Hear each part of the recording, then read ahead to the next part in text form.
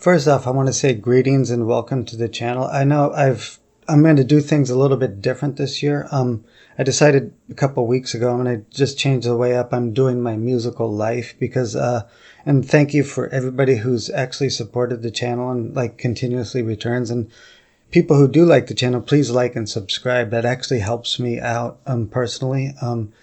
We're going to go ahead and cover smaller topics now. And I know I've done a lot of topics that are a little bit way more advanced.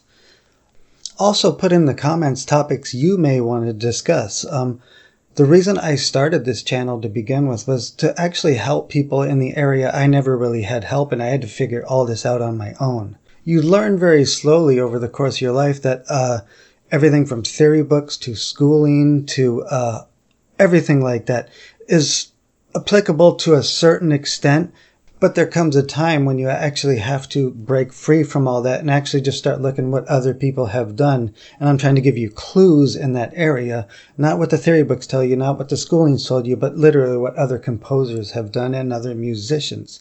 That's where the true information starts coming in. And just a quick friendly reminder that my channel is not about keyboard teaching. I don't care how good you are at keyboard. It doesn't really transition over to being a great creator of music. That's a big misconception. I just want to say that because I always get requests for keyboard lessons, and I'm not a native keyboard player. The truth is, for me, I personally like to look at notation and use notation the most. That's where I really come up with my best ideas. So, and every topic I talk about is applicable to, you could transition it to any style of music.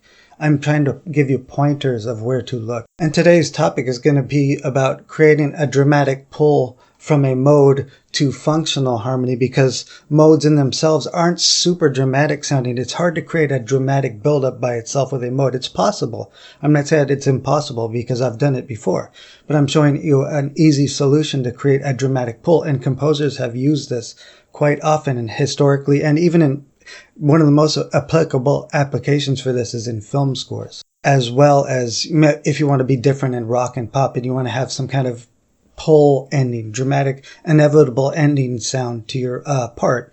It could be a guitar part or whatever.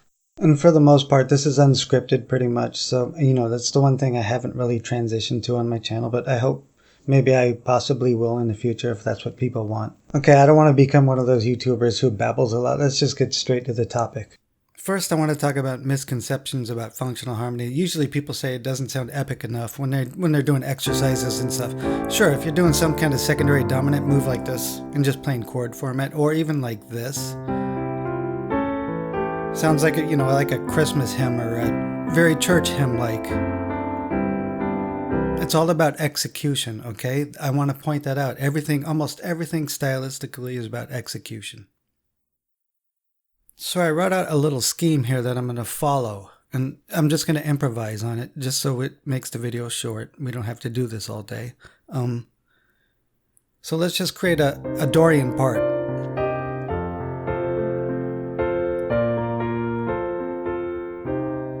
Okay, we'll just keep that. It's not very openly dramatic. It sets a nice mood though. But trying to create a dramatic build-up with like the 5 in Dorian to 1 is actually fairly difficult. However, if I go into the second half of this, let's repeat our melody. Simple triads, and we'll repeat this.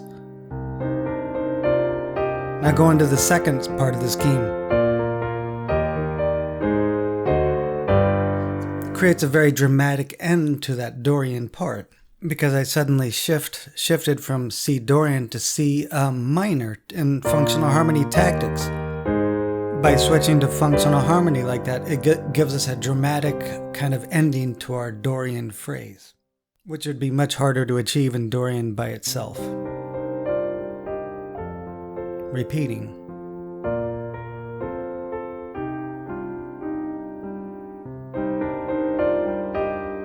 maybe get louder.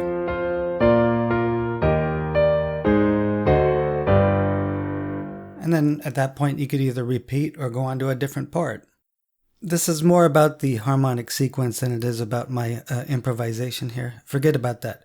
So we used a dominant flat 9 chord just as we approached the 5 chord when we switched to C minor and more of functional harmony on purpose, to show that you can use secondary dominance and it can sound pretty dramatic, especially when you're using that flat 9, because it just begs the pull to that 5 chord. So there's another tip too. When you're using basic triad harmony like this, save the most dissonant chord for last, near the cadence, and it will have a much bigger effect. So there's a tip. You can use functional harmony and modality at the same time, and switching to functional harmony from modality will help you get a very dramatic cadence. I'm going to have a course on functional harmony here very soon. So remember, this is just a generalized tip, and in no way represents all of modality. It's just a tip on how to get a very dramatic cadence. And also letting you know you can mix functional harmony with modality. So thank you everybody for this last year, and talk to you later.